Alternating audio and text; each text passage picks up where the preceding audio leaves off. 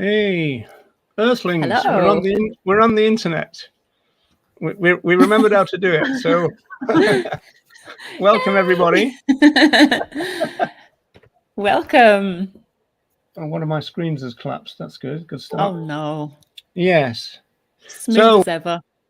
as people may have noticed, we have a guest panelist, Sebastian. So I'm going to invite Sebastian. I'm going to introduce Sebastian in a while. But what we want to do at the beginning, actually, is talk a little bit about the Ukrainian situation in relation to other animals, and also we have a few slides that we've produced, which will kind of just show whilst we're ongoing, as it were. And if you want to do a screenshot, that's about we were trying to arrange it so we can put it in the chat, but we can't work out the technology.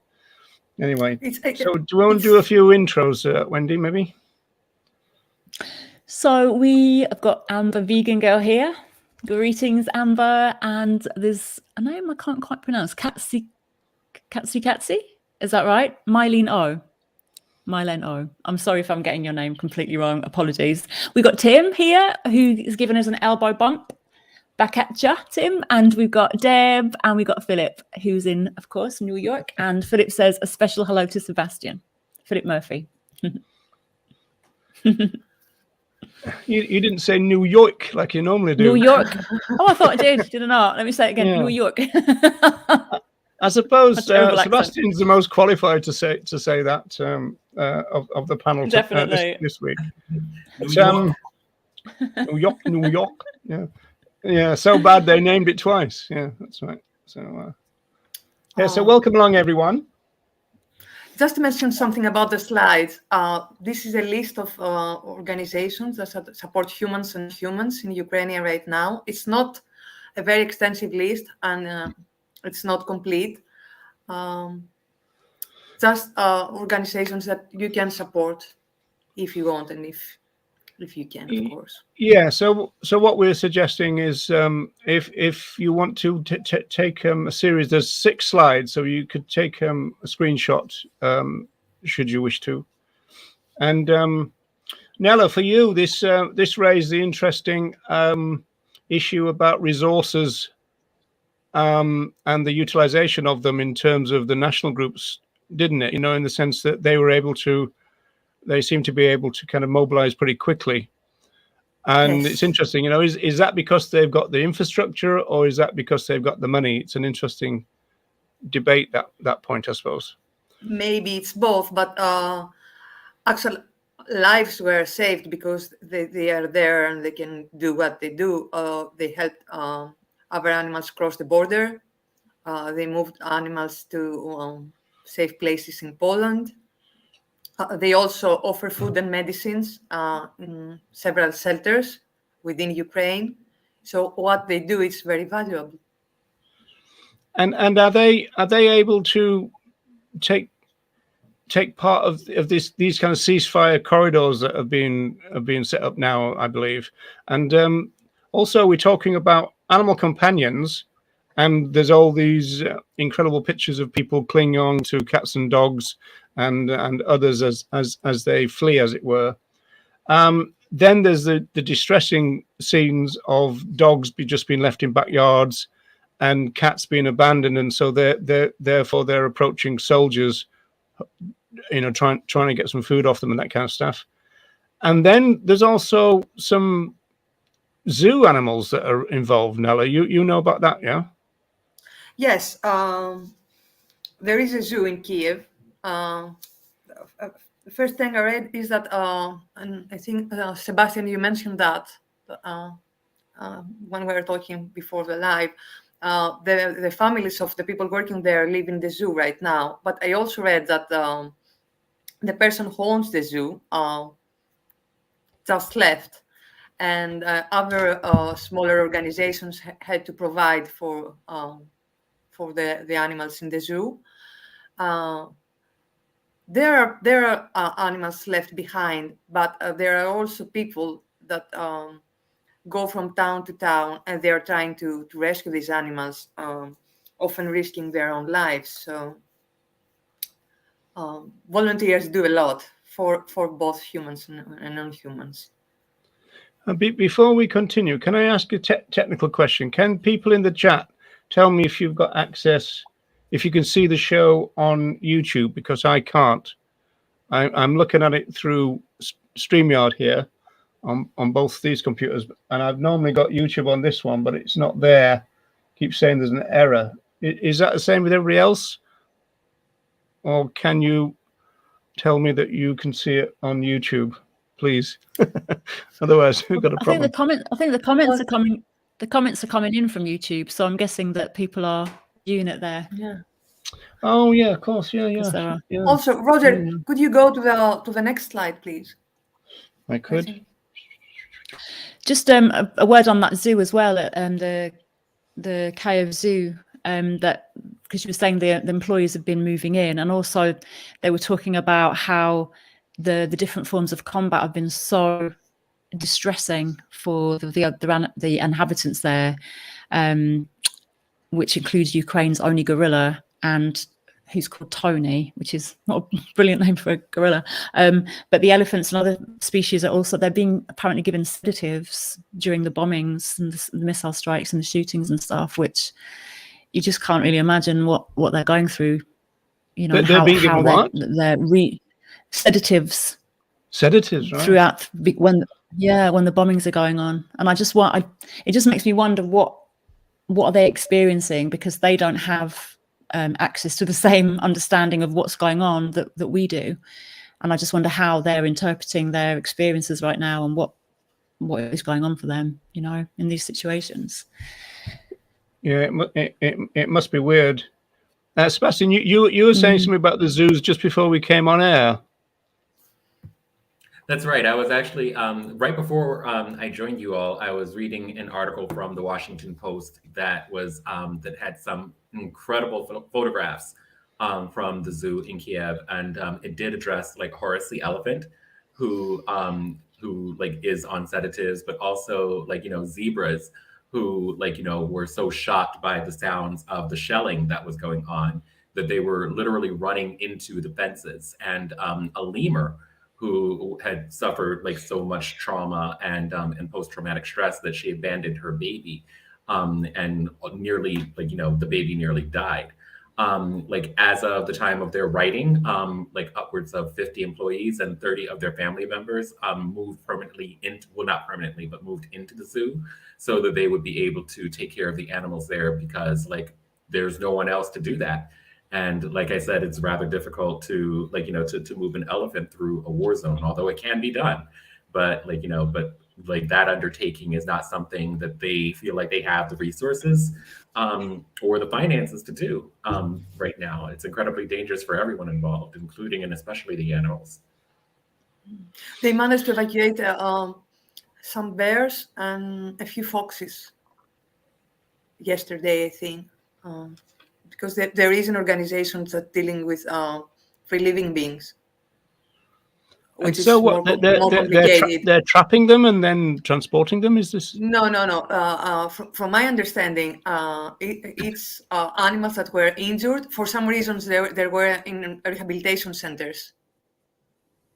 Mm-hmm.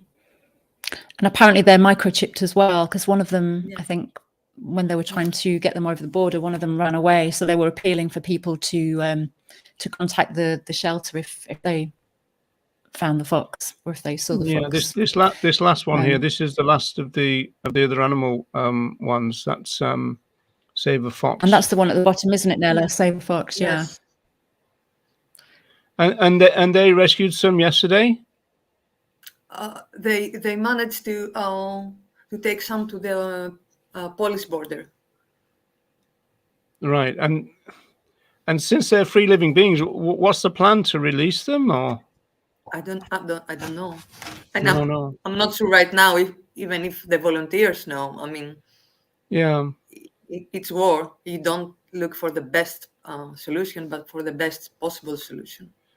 Yeah, you know, from an animal rights point of view, I was thinking about this when I heard about Jake Conroy, the cranky vegan, raised several thousand euros or dollars and that's been sent to a particular sanctuary in Ukraine. First of all, you've got the issue of the money getting there, and then the issue of what can they do with it, in the sense that, you know, there's obviously shortages of food across the board, and that will presumably apply to foods that are normally, as it were, reserved for other animals. And then I was wondering also whether you would have a speciesist backlash anyway, in a similar way to, do you remember that time when, I can't quite remember the details, but you know, a plane was chartered to bring other animals out of a country, and there was all that kind of backlash about, well, you know, you should be putting the humans first and everything. So you can just imagine the way that that the culture of speciesism would respond to it, because I was thinking that Kim Stallwood said, he put a tweet out the other day saying, wars kill other animals too, which of course is true, but often forgotten. And certainly when you get the daily casualty numbers, nobody ever thinks of that, except for the vegans. You know, we're the only community that would think, well, what's going on with the other animals? You know, because they're expendable, sometimes rescuable, and sometimes fit for abandonment. You know. Well, what I've been noticing, which is interesting in the media, and this kind of might tie into Sebastian's work as well, is that I've noticed with kind of mainstream media, they always convey, obviously, like you just said, they always convey human deaths. When they mention deaths, they always obviously infer it's humans. When they say people, so many deaths, this has been the amount of deaths. They never really talk about other animals, but there has been a lot of talk about other animals during the coverage of this war. But it's always the other animals mentioned as an extension of the human, really, because they're talked about as the pet owners and their pets. So, and it reminds me of that talk in Reagan's Case for Animal Rights, and when they talk about the duty of care being to the human rather than to the non-human, because it's as if sometimes we're only really caring about the other animal because they're attached to this human person, and it's how the human is affected. So it's them facing losing their pet and all of that kind of thing. So it's not like the other animal is talked about in their own right, with their own inherent value. It's a version of indirect duties, isn't it? It's a indirect version duties, of that. Yeah, it's a version of that.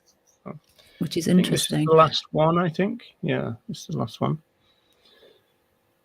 But I think what's interesting with that, contrasted with social media, is social media has given people, kind of ordinary people, the chance to share their personal stories and experiences of other animals and what they're going through, and different realities, compared to the mainstream media, which always tends to have that very dominant narrative and paradigm of other animals not being, important. And then, but I think this has really shown me that actually lots of humans are posting of how important the other animals are to them, and that they're not leaving without them, and that they will stay, and that they will sacrifice their own lives if they have to, because that other animal is a person, is a member of their family. And it kind of raises a question. I know Sebastian does talks about this as well, that kind of what is family, who is allowed to be family, and it raises that question, doesn't it? Is how can we see other animals as family and acknowledge and accommodate that in our societies, rather than just being we are family. I've got all my other animals with me. Yes. So anybody want to say anything else about Ukraine before we move on? It again, the vegan response is, well, yeah, I had this terrible thing just yesterday on the news. There was a very distraught person talking about their trauma because they're walking out of the bomb shelters, and they would find bodies on the streets. And of course, they meant human bodies. And some of those bodies were dismembered.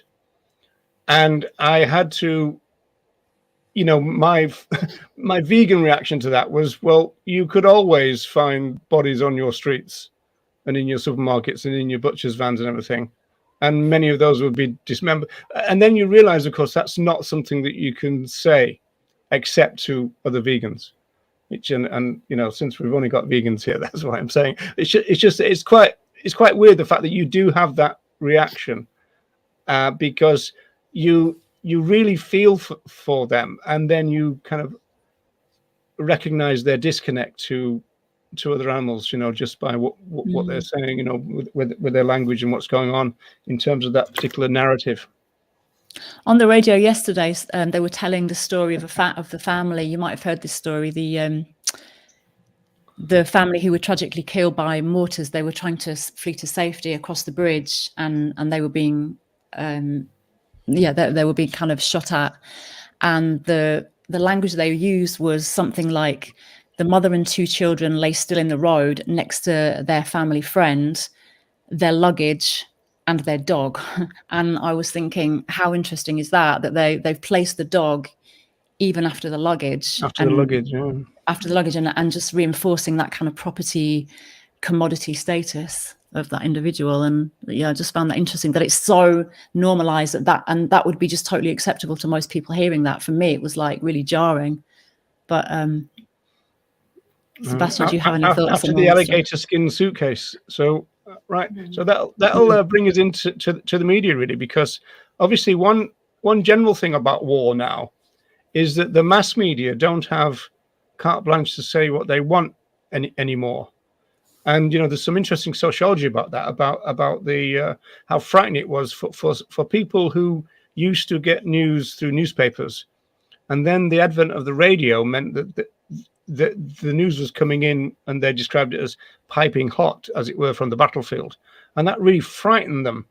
Whereas reading it like 2 weeks later wasn't so bad, kind of thing, because there's that kind of distance between it. It's almost like an historical event compared with this is happening right now. And the interesting thing then is that when you moved to somewhere like the 1980s and the Falklands War, that was the first one where the mass media weren't the only people reporting. Some of the ordinary squaddies and everything were putting their side of the story, particularly after the event, because, you know, normally, you know, the history of war is written by the victors, right? Whereas the squaddies on both sides were having their say. And now, of course, we've got social media and all the technology and the cameras. I mean, how many cameras are in Ukraine now filming stuff all the time? I mean, it's amazing compared with, you know, with past wars where there was, you know, a couple of cameras, you know, and designated reporters and this kind of stuff. So in that sense, things have changed in terms of the media. Anyway, I shall stop blabbing on, and I'm going to introduce Sebastian. I'm not going to give Sebastian's full CV because I said before that would take all the program. So I'm just going to say that Sebastian is a technical writer, journalist, and digital media researcher. He is the director of Social Media for Peace Advocacy Network. He sits on the advisory council for Encompass, an organization that offers advice to companies, organizations, etc., on anti-racist practice. He's a senior fellow at Sentient Media, and he lectures at Columbia University in the Department of Social Work for the graduate course POP, P-O-P, Power, Oppression, and Privilege. So formally then, Sebastian, welcome to the I'm Right Show. Thank you so much. I'm really happy to be here. Very good. So we've got this kind of general kind of media, mass media, social media kind of theme running. But before that, I wondered whether you'd like to give us a little rundown, summary, or whatever you fancy, really, about the your latest presentation, which was called "Gay Panic at the Commie Vegan Disco." And if that title doesn't intrigue people, I don't know what would. I think Sebastian should sing this in the musical style. We'll say that for like another episode. But yeah, I actually had done this very brief presentation as part of a panel at Cambridge University online with Dr. Amelia Quinn, in Amsterdam, and Dr. Corey Wren, who is, I believe she's in Canterbury. She's at Kent, University of Kent. Yes. Both of them like really, really inspirational women who have been doing like work around critical animal studies and their related fields for an enormous amount of time. And all of us were talking about aspects of like, you know, queerness and queer identity and how it interacts with like animal liberation and animal identities. And in my presentation, of course, specializing in media and media theory myself, like I wanted to focus on how mass media is used to influence our relationships with other animals, particularly in US American political discourse. And like I had like talked about two things that I had written about previously. And like, you know, but one of the more pressing things, or one of the things that I think that is most, that flies most under the radar in terms of like, you know, queerness and animal identities is like, you know, the way that people talk about queerness in political culture in the United States and in many cases beyond. Political figures, especially conservative ones, are very famous for talking about same-sex attraction in comparison to or juxtaposed in some way next to like attraction to animals or bestiality. You quite frequently hear people making like, you know, allusions to like gay marriage leads down a slippery slope to like, you know, man marries dog or woman marries dog or man marries goat or some other animal. And like, you know, and in like looking at like not just the genesis of this, but like, you know, looking at the coded messaging around it, like, you know, what people are overlooking, particularly straight people, what they tend to overlook are like three really important things. Number one, people are already having sex with animals, to put it bluntly. Like people are having sex with animals all the time. People are conducting searches on the internet, on Pornhub, on XTube, whatever have you. Like, you know, like several outlets will offer like human and non-human like sexual abuse, which I think that it's really important to call it what it is. It is like, you know, a form of sexual abuse, bestiality, because another animal can't consent in the same way that two humans can consent to be in an intimate relationship with one another. So number one, people are already having sex with animals. Number two, the people who are having sex with animals usually identify as straight. So the panic that is manufactured around like, you know, like same-sex attraction, it's usually a projection onto queer people, something that like mostly heterosexual people do.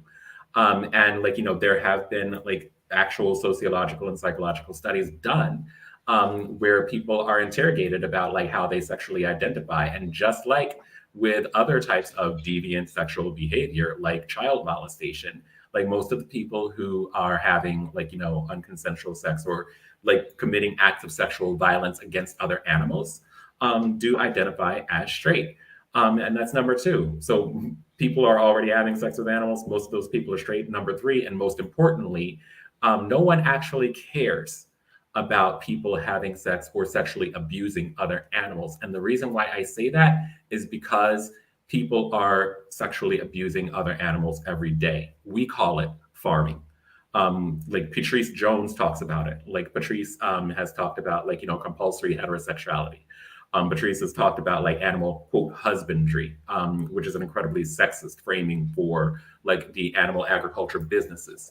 But like every time, every act of like, you know, of sexual abuse that is visited upon other animals in order to like, you know, encourage this type of reproduction for our consumption, that is a sexual act, whether we want to recognize it as such or not, and most people choose not to, it is a sexual act. The difference is that most people are not, to our knowledge, getting sexual pleasure from it. We are creating culinary pleasure, we're creating gustatory pleasure from this, but like, you know, what we're not doing is creating sexual pleasure for the most part. I also talked in this presentation about the animals that are most commonly victims of this type of sexual abuse. For sexual pleasure. Horses are unfortunately very common. Snakes, I'll leave that up to your imagination. But dogs and cows are frequently victims. And why dogs and cows? because dogs are the animals that are, other than cats, most frequently found in our homes. And unlike cats, dogs are sometimes usually more docile, and they don't have little murder mittens. And so, like, they make them, they are available as, like, as sexual victims, like, and as companion animals in our homes. And I say this as my dog is on the sofa over here. You can't see him because he camouflages himself quite well, and he's very small. But like cows, like, unfortunately, are just so ubiquitous on farms. And I had referenced an article.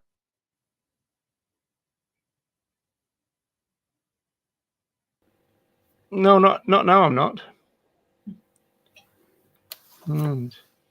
What's happening? Whoa, this is musical chairs now.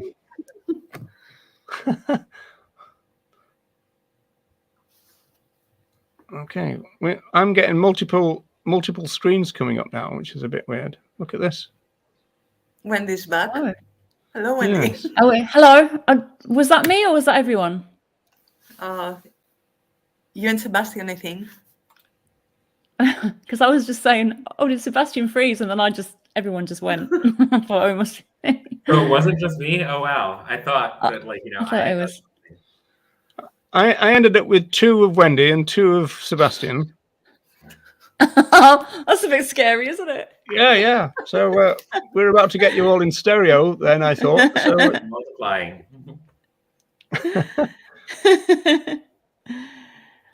I have a question about what you were explaining right now. Yeah. So all these harmful narratives, how are they delivered by the media or the people?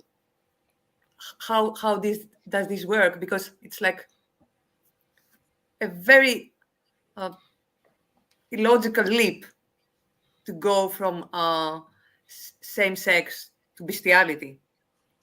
So how does this leap happen? Yeah, it's an incredibly illogical leap. It's a forced leap. Like, and I say that because, like, if you're actually thinking about this logically, or if you're thinking about this, like, as a person who experiences these types of lies, and, like, and this type of propaganda, then you think about it quite often. But people who are already predisposed to bigotry toward other animals and bigotry toward, like, queer people, they don't think that it is an illogical leap. They see it as 2 halves of the same whole. So what you're dealing with is, like, our stories, like, types of propaganda that are perpetuated, like, by oftentimes conservative people, oftentimes people who are politicians or political or public figures, otherwise public figures, like, who already have these biases, who already, like, are intimately tied to oppression, who are intimately tied to, like, these types of violence against queer bodies and animal bodies, and it, like, because they're already bigoted, or they have these biases against other persons, irrespective of species, it's really easy for them to believe these things. Just like it is really easy for a lot of white people to believe, like, stories about Black people, even though they are completely illogical and go against everything that we know.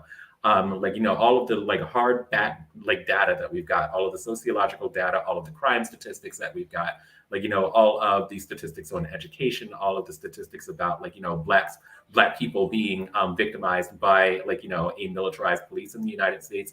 Like, it's really easy for people to just believe anything, because your pre-existing biases prime you for it. It's confirmation bias, really. So what's the role of media in all this? Because sometimes when I watch the news, for example, I have this feeling that I cannot trust anything I hear, because it seems like too many fake narratives are enforced as a form of propaganda, not only now with the war, but with everything.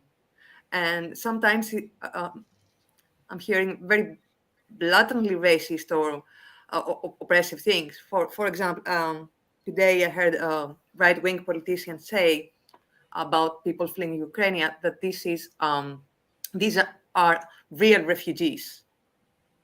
And They're what then now? What kind of refugees? they are real refugees. And then he went on and he said, they are not people from the depths of Africa, they are white Christian Europeans. And that was like the news report. It's incredibly hurtful. Yeah, like, you know, like this is, I don't know how to even address this without like uncovering several layers of like, you know, of implicit biases and sometimes outright misinformation. Like for anybody who's unfamiliar with this, what Nell is referring to is there are like cuts or clips of like, you know, journalists and other media personalities.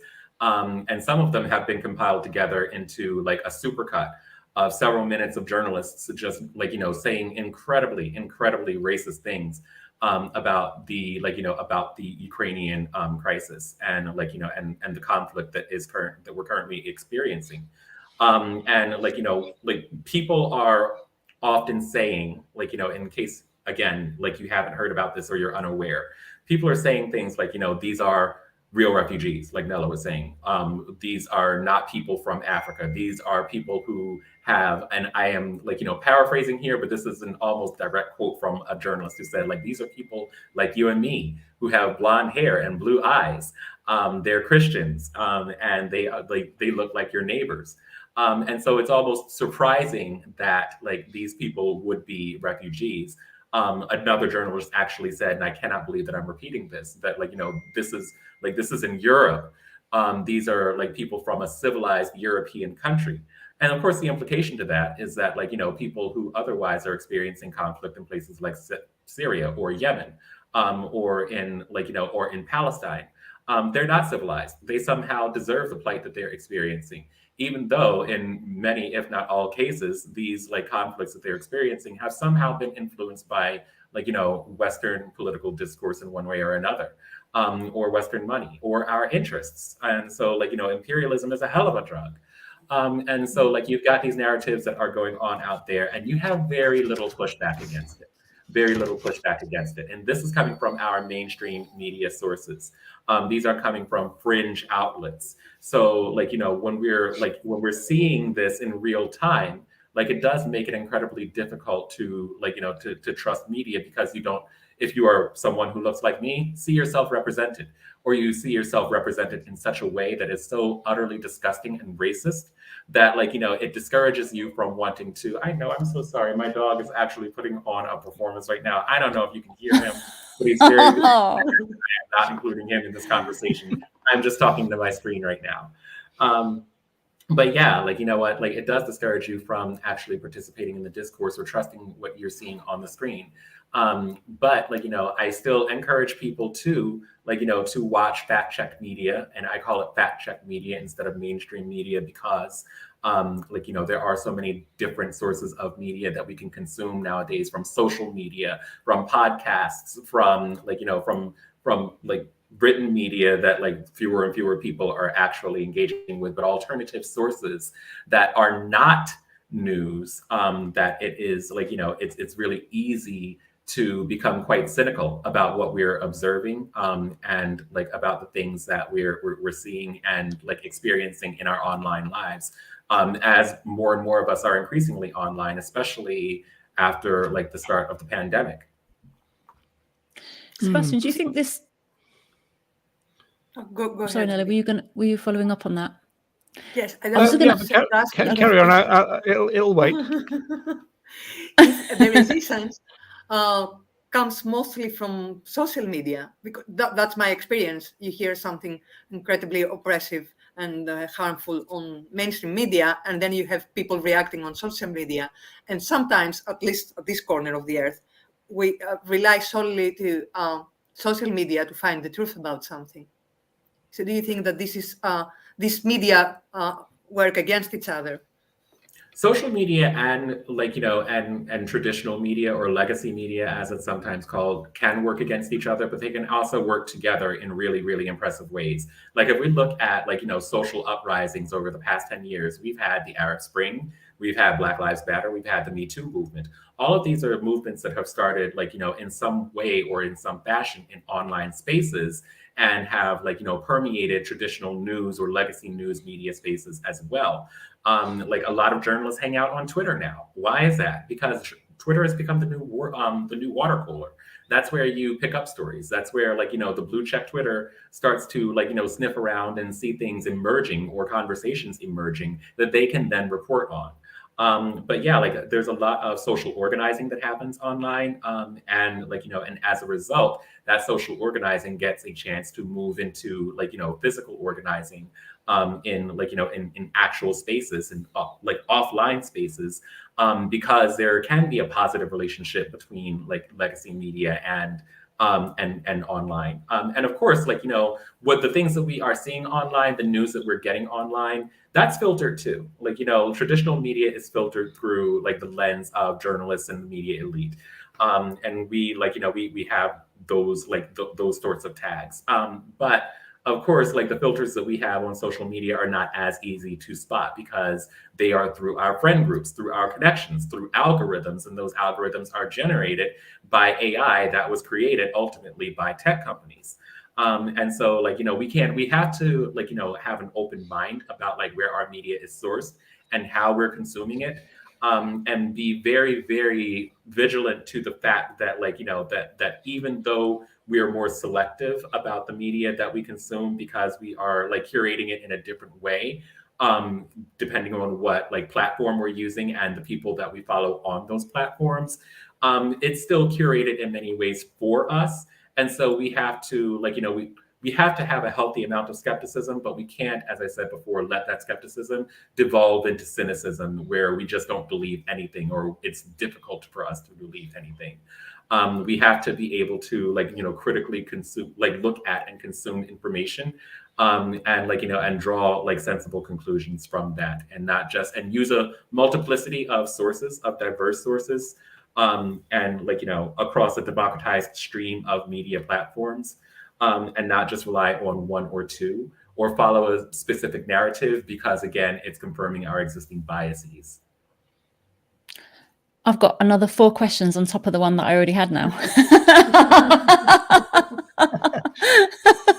Let's hear them. There's me looking like, what do we got? My head's going. One thing that I was going to ask about the whole media bias and what the question Nella asked about, or the point that Nella made about the kind of right-wing commentary about real refugees.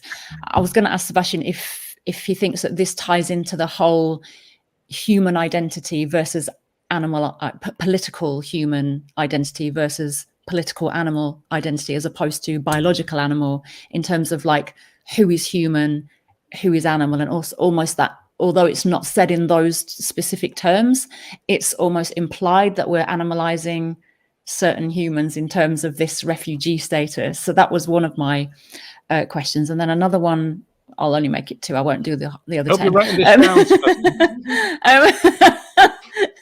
And then the other one was about what you were just saying about social media, is because we get these filters and algorithms that filter people into groups of like-minded people. So we have like sometimes it becomes very polarized on social media sometimes, in that we have in and out groups and we have like X versus Y and us and them.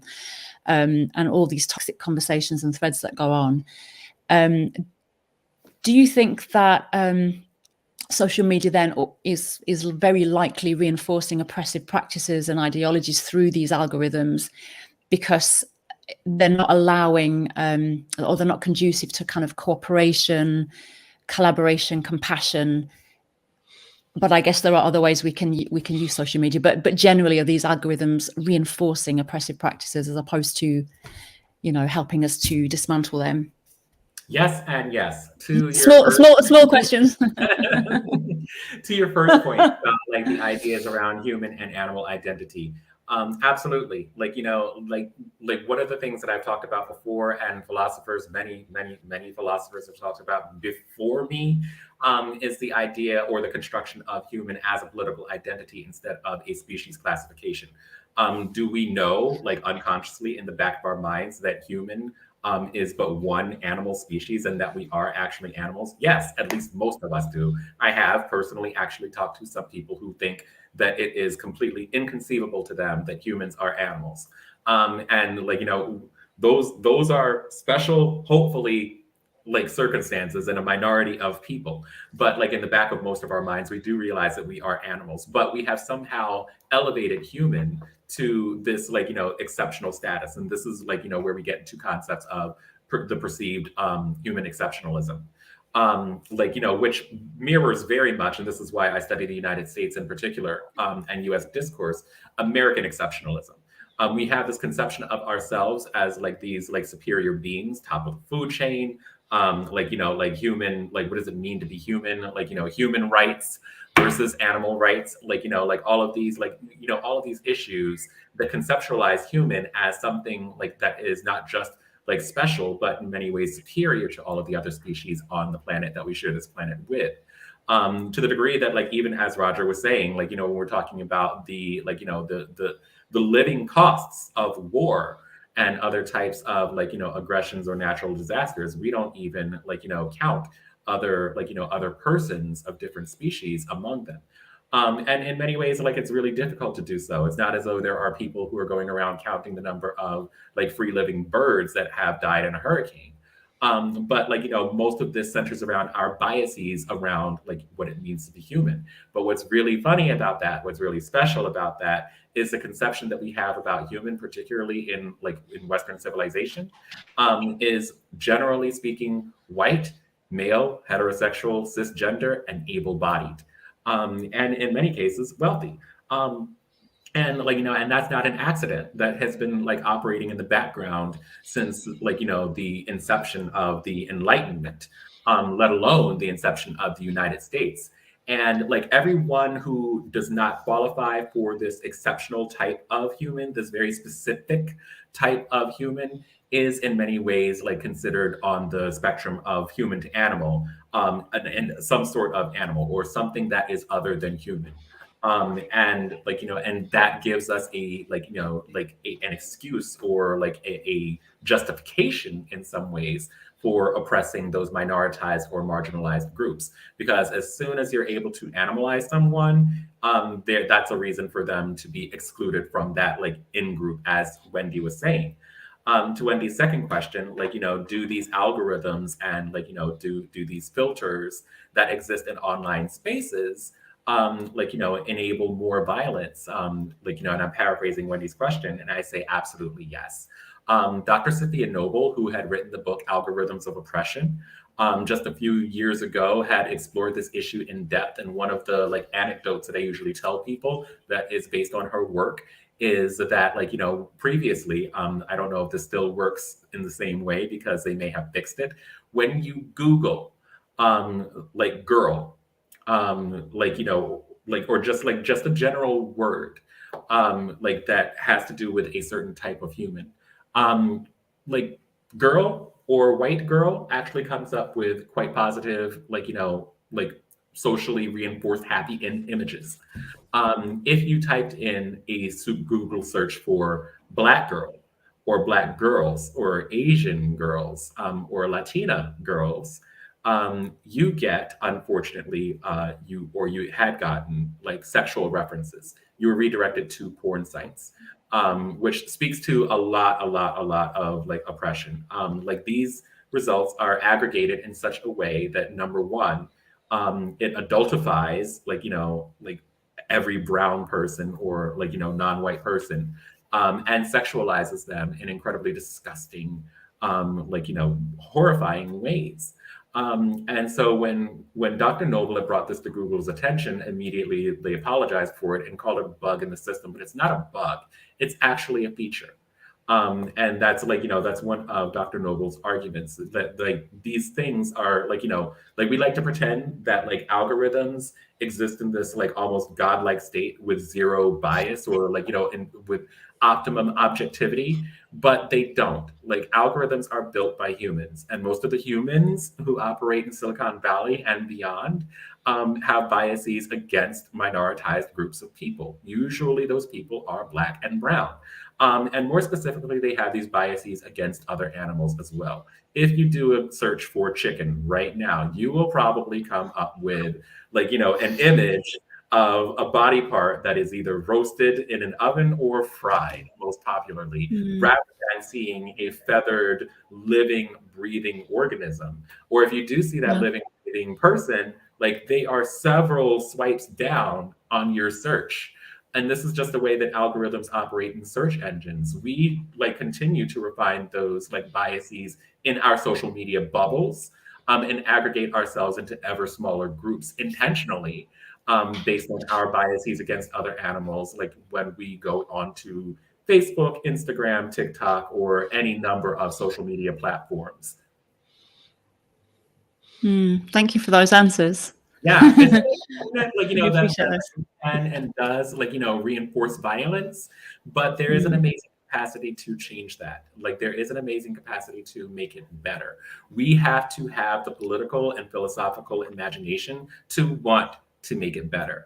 And I think that, like, you know, that there is a plucky group of people out there who are working specifically toward those ends. So I have a lot of reason to hope, even though I have an incredibly, like, you know, grim answer right now in the moment. You said plucky then, did you, Sebastian? I thought you did. So I've got a follow-up, but before that, I'm gonna get Deb here to jump the queue and just to change tack a little bit on that one. Do you know if there are any ethics courses specifically taught in journalism schools?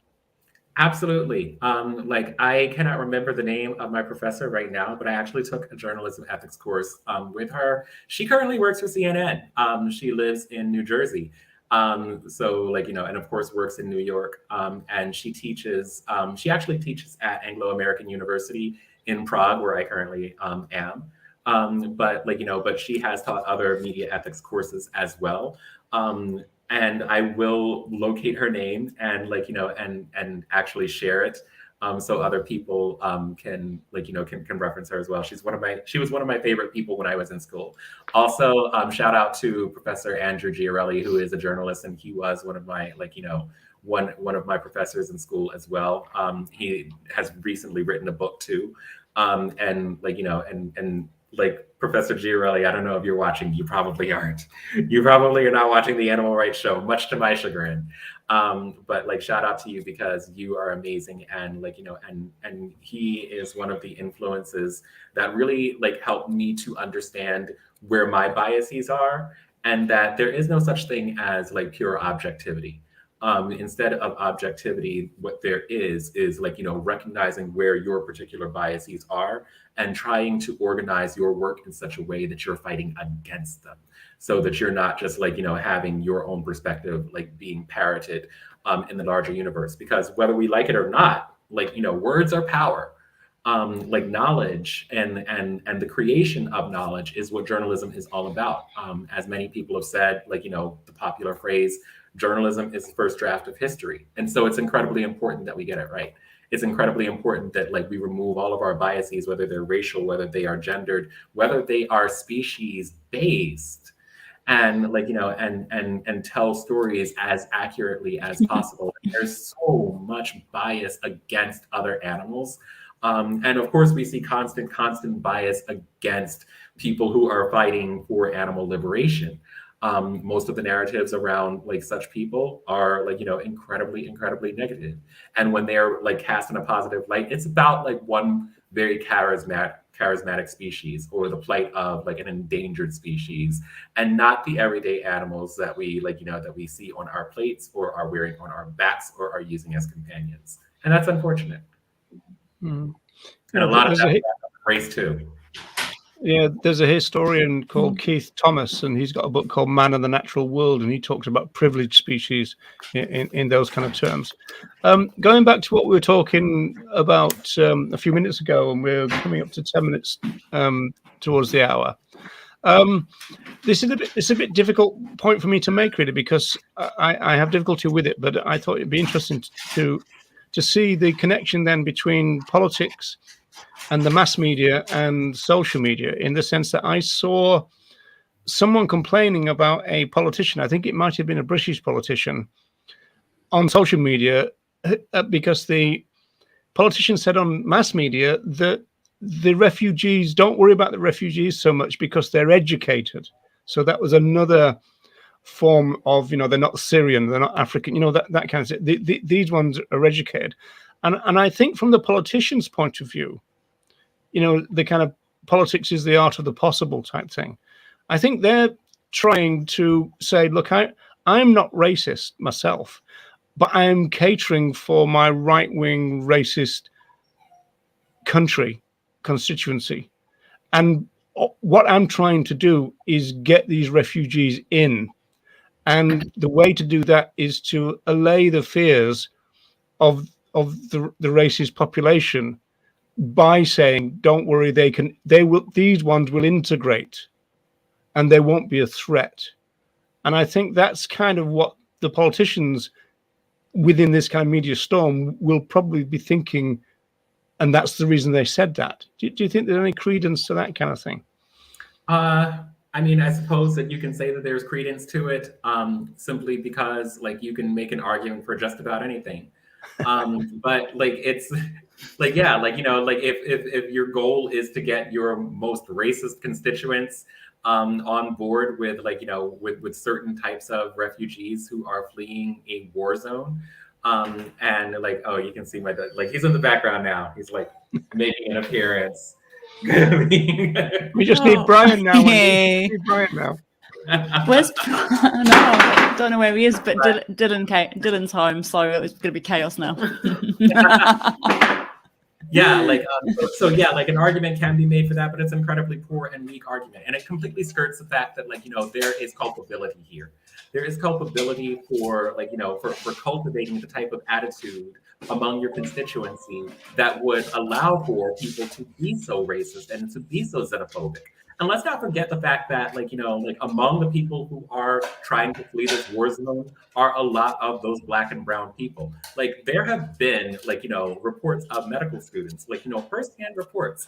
And this is the benefit of social media, because they otherwise would not have been able to get their story out and heard on legacy media or mainstream, news sources, if they did not have these platforms on social media to talk about the fact that they show up from the Ukrainian border, trying to get into Poland, and they're not able to because they're Black, literally having guns pulled on them at the border. And these are medical students. You're not going to convince me that these people are somehow the unwashed and uneducated masses, as if that would make a difference. We're trying to disguise blatant xenophobia and in many cases outright racism under classism, which doesn't make it better. Oh, these people are they have education and they're and they're middle class and they and they do middle class things, I guess watch television and have smartphones. I hate to break this to those people, but that construction of someone who is worthy of being able to escape a war zone is incredibly racist. And if our politicians are able to cynically engage with racism in order to convince their constituency to to allow these people in, it's because they've cultivated this over over several years, if not decades. And and I have to ask the question, how are you dismantling that? How are you making that better? How are you actually trying to improve that situation? Because you can probably say in the moment that this is something that you're doing as a stopgap measure in order to get people into the country, but you don't actually try to undo it when people are not fleeing a war zone, do you? You're not actively trying to dismantle racism and xenophobia and and all types of minoritization when we are living in peacetimes. And we know this because we literally can look at those same politicians and see their records. We can see that they're actively stoking the flames of these things, which in the net result of which is increased conflict, sometimes in your own country. And eventually it's going to come to everyone's back door. Because you can only you can only fight this off for so long. And we see this in a number of ways. We see it with the climate crisis. We see it as people are fleeing as climate refugees from places that are hard hit by natural disasters, which are not all that natural because we have been making it happen through our actions and through our ways of living, especially in in the Northern Hemisphere and in Western society for generations. And eventually we're going to run out of time to deal with this crisis. But we're not interested in doing that because, like, you know, we're interested more so in being xenophobic and being racist, and erecting more of these false borders, and perpetuating ideas about other persons, irrespective of their species membership, that are completely false and based on, like, you know, like segregation, and, like, you know, and historical violence. It has to be undone. And I don't see how people are actively doing that. I've got another 20 questions now. No, one thing from what you were just saying there, just thinking about you something else that I listened to you on another podcast that you did that I listened to. You were talking about how we need to deal with things holistically. I think it ties in with what you were just saying about how we're not interested in kind of fixing these things because we're only interested in keeping, you know, we're discriminating constantly different marginalized groups through, you know, race, species, gender, whatever it might be. And you talk about having to approach these things holistically, and if we don't, we're harming all kind of people who are involved in that oppression. And you give an example, and I know this is not kind of really related to the war or anything, but you give an example of how, I think this was only last year, someone in the UK, an unhoused person, and their family member who was a dog, the dog was taken away from the unhoused person, and how that was done by, I think, by people who were obviously thinking about the dog's well-being and taking them away because they felt it wasn't right that the dog actually lived on the street with this person. But you were saying how actually the dog is a family member to that human, and therefore you haven't considered that situation holistically. And instead of saying, oh, this dog needs to be removed from this human because the dog is not in a good situation, how could we have made that situation better for all involved? And it really struck a chord with me, that story and that situation, because actually you have harmed the dog in that situation as well. Because I know that if one of my family members who isn't human and I were living on the street for some turn of fate or whatever, that these individuals have an attachment to me in the same way that I have an attachment to them. We have a relationship, so that relationship hasn't been considered. And I think it's really important to remember that we can't just be for the non-human as animal rights activists. We have to look at that holistic situation, and that, I think that story really brought that home to me in a very real sense, in a very realistic way. So I really appreciated that. But then I have a follow-up question as well. Sorry, I've got so many questions for you, Sven. The other question is a bit separate. So it's talking about the use of media and how media is really reinforcing practices of oppression. And I wonder if that's obviously inherent because media is always giving the dominant narrative and reinforcing that. So I suppose events and actions are continually co-creating each other. They don't exist in a vacuum. So our dominant paradigms in society are informing media, and media is reflecting that, but also reinforcing that back. So it's kind of continually fluid. But then I wonder, how could we use media, and especially social media, as activists? How can we use it in a positive way? How could we break that cycle of reinforcing dominant oppressive narratives in order to help other animals and obviously other marginalized groups as well? Yeah, that's a really great question. That's one of the really profound things that social media has done for us. And I did just give a slew of examples of how social media has been used in a positive way to give birth to or kind of give some give some leverage to social movements that have occurred over the past decade or so. And that's one of the things that we're witnessing. Social media can be used in incredibly creative ways. People are creating a lot of interesting, valuable, eye-catching content. And that content gets reproduced. And that's one of the things that I definitely would love to leave people with. The idea that that there is I think Stuart Hall talks about this. Stuart Hall, one of the great theorists who regrettably passed away, I think about 10 years ago. But he talked about the ways of encoding and decoding messages in mass media.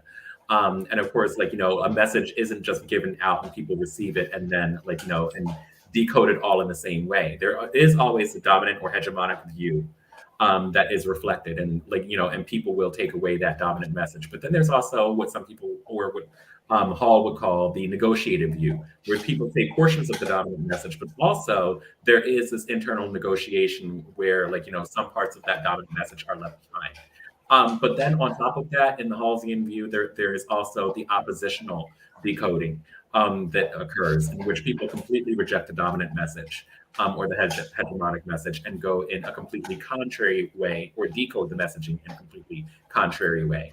Like an example of encoding dominant messages into our relationships with other animals. You probably have heard of Edward Bernays. He's the godfather of propaganda. He also was one of the first persons who had sold us bacon in the United States in 1928, I think. As a result of his work with the Beech Nut Packing Company, who wanted to sell more pork, and he had successfully launched a propaganda campaign that has that had placed in the forefront of the U.S. American consciousness, and so that is a way of the dominant hegemonic message being received by people. But then there are also a lot of people out there who don't eat bacon and would never eat bacon. Who are those people?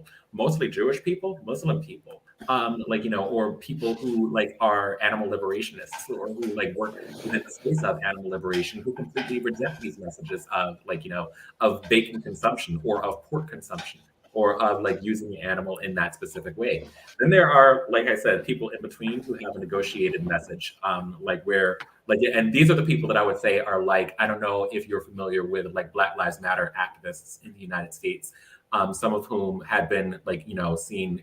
There's this iconic photograph of an activist who's holding up a pig's head.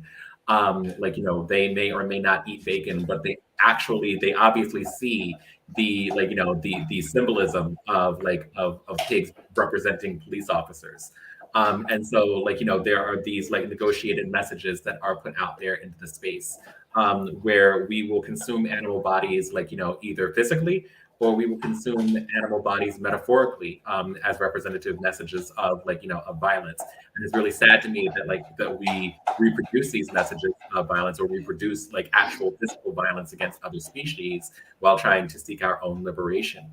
But it just illustrates for me how incredibly complex this world is that we're living in, and the necessity of giving people space and time to understand how holistic or how collective our liberation has to be, instead of trying to seek our liberation on the backs of other persons, whether we're talking about queer people, whether we're talking about people who have disabilities or disabled people, or whether we're talking about other animals, or whether we're talking about all of these groups at once. Our liberation actually has to come collectively, and we have to act in solidarity with other minoritized groups.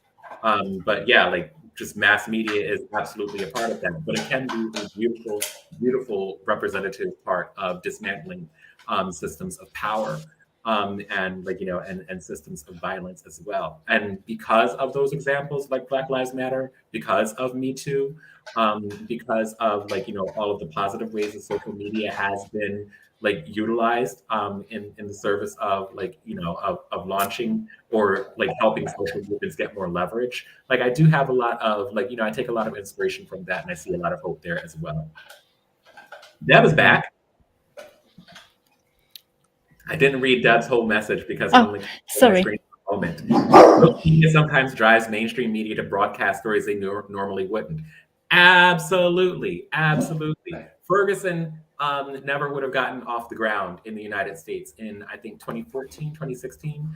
The George Floyd protests that had actually launched protests in all 50 United States and in 18 other countries internationally, making it, I think, according to the New York Times, one of the biggest social movements in the history of the modern world. That is a result of people forcing that onto the mainstream media, through social media. These are things that have happened. So we can't deny the power of social media for positive change.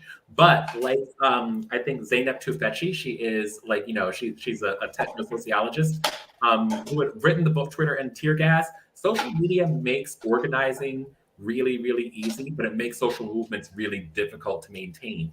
If we don't take social movements off of online spaces and move very, very swiftly and in a sophisticated organized way into into the real world, or in integrating it into real life, then we stand the chance of of that fire being extinguished. So we have to act in multiple ways in order to make our movements happen. That's certainly true about social movements and the way it's mediated by the media. Going back to Bernays, he was famous for getting the mass media to cover the idea of getting women to smoke by calling cigarettes Liberty torches of sticks, weren't freedom. they? Liberty torches? Sorry, torches of freedom. And Torches of freedom. yeah, and so they did that in New York, not far from the Statue of Liberty, and so they had all this symbolism going on, and because they realized, the tobacco industry realized, there was 50% of the population who there was a kind of social taboo against them smoking, particularly in public, and they broke that with the aid of the media and with the aid of this stunt, because he called the women who he'd kind of hired, he called them feminists to get the media interest, and on it went. And so it was a real kind of, well, media circus, but it was driven by Bernays' propaganda. And it absolutely is propaganda. And that's really important to recognize, because Bernays literally wrote the book on propaganda. It was called Propaganda in 1928. It's still just as relevant today as when he wrote it. And if you are unfamiliar with that story, absolutely look it up, because it is a fascinating story of how propaganda was employed very, very successfully. Propaganda has very negative connotations, and for good reason, but there's also counter propaganda out there. It can be used by multiple groups, in a variety of ways. But of course, Bernays later renamed that public relations, which is public relations, yeah, itself. But it's still the same thing. It's still the same thing. It's in our advertising. It is in our it is in our mainstream media. Chomsky has talked about it, and the ways that it is completely integrated into our everyday lives. And none of us are immune to it. None of us are immune to it, even if we think that we are. None of us are completely objective actors, and it will do some of us a world of good to humble ourselves and realize that we are not objective actors. And a lot of people do not recognize that, much to my disappointment. Do you think, or in what ways, popular culture is used by all sorts of media, even from art forms, to cause, I don't know if this is a legitimate thing to say, to cause a cultural, my mind went blank. Sorry, I cannot remember it.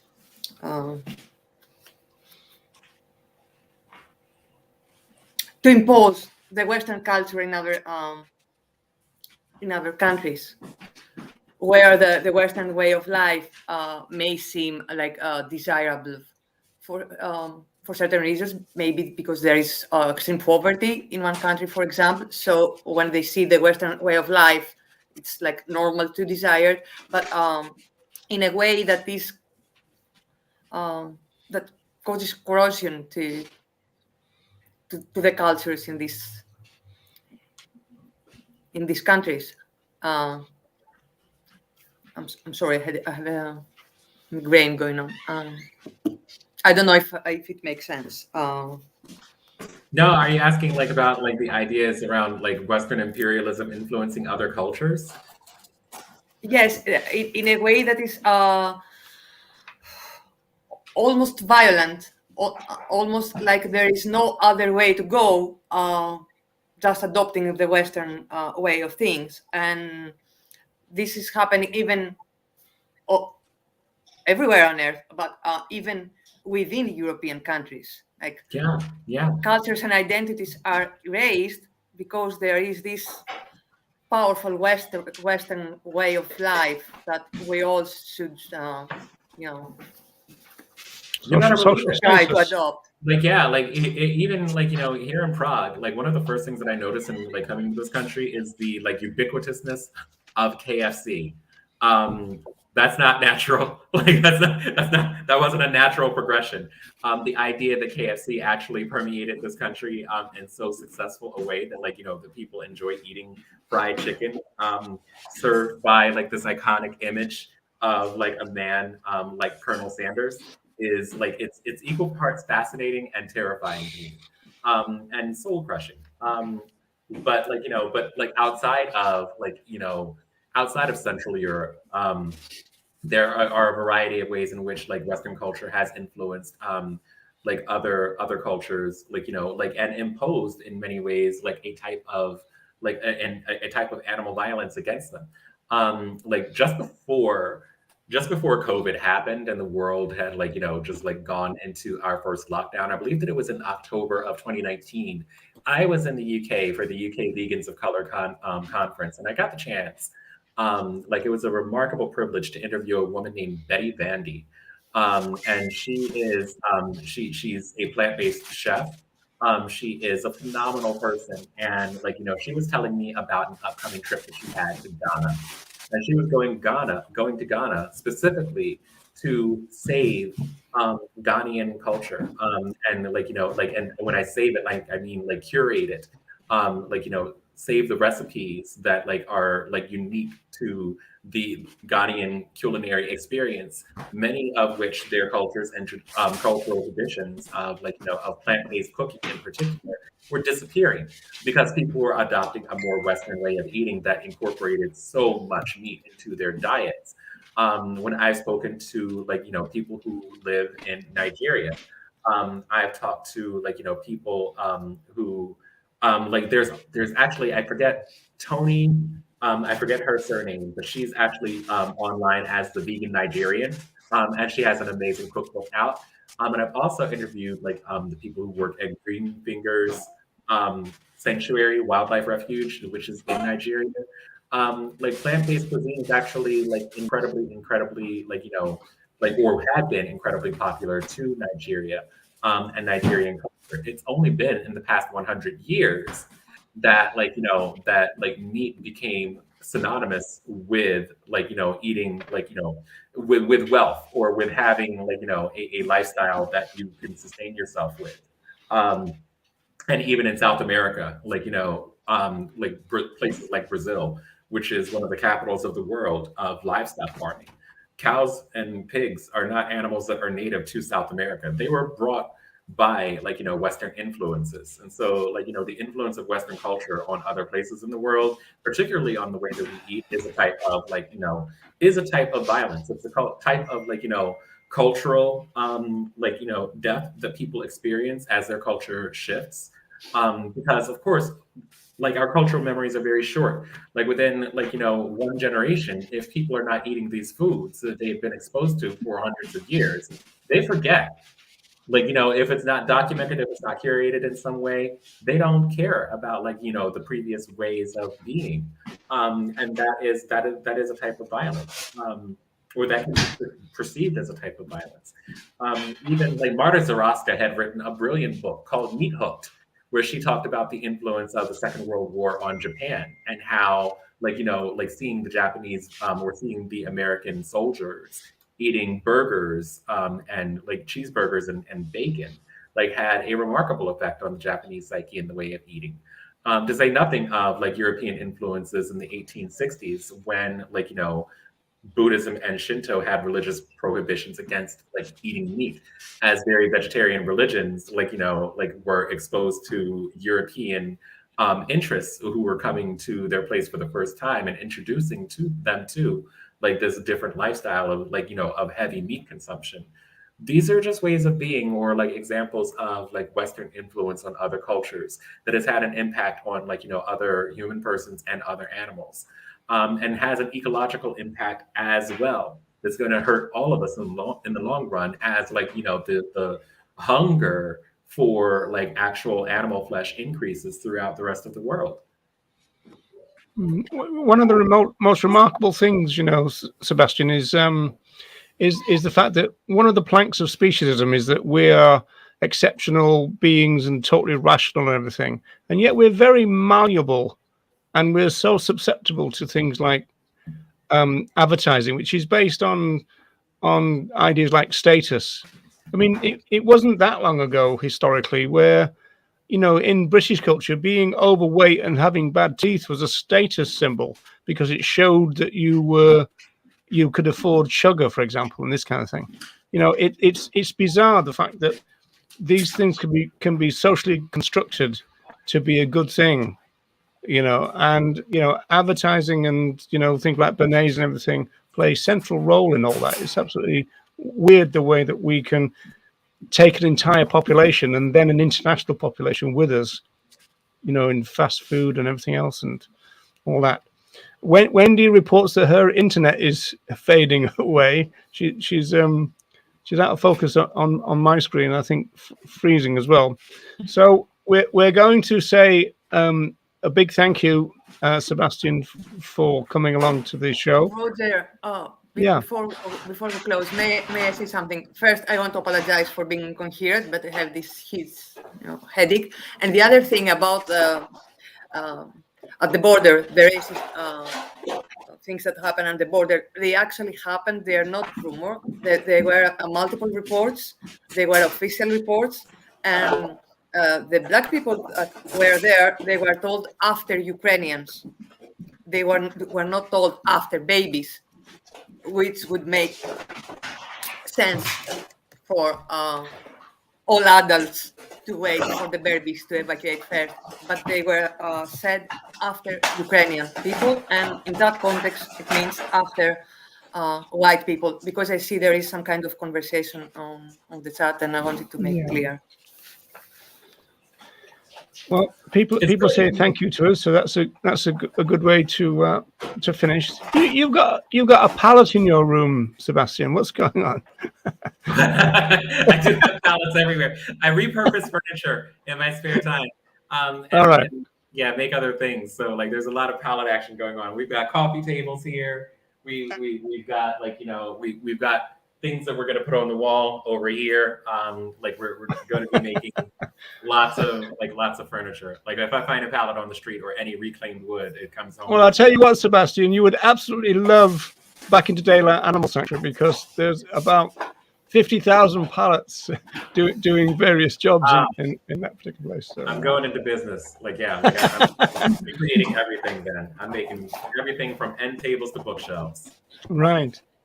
Well, people, thanks a lot for tuning in, and we shall be back next month with another guest panelist, I'm sure. Oh, we have to announce something, Roger.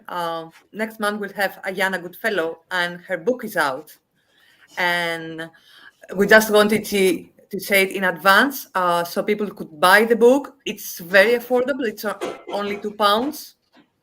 And it's really, really, really good. Yes, I love it. So, I just it's quite short and quite digestible in a short time. But it's so full of amazing stuff. So I really. What's the title again? What was the title? Radical Companionship: Rejecting Pethood and Embracing a Multi-Species World. All right, one of those short titles. Okay. Yeah. So.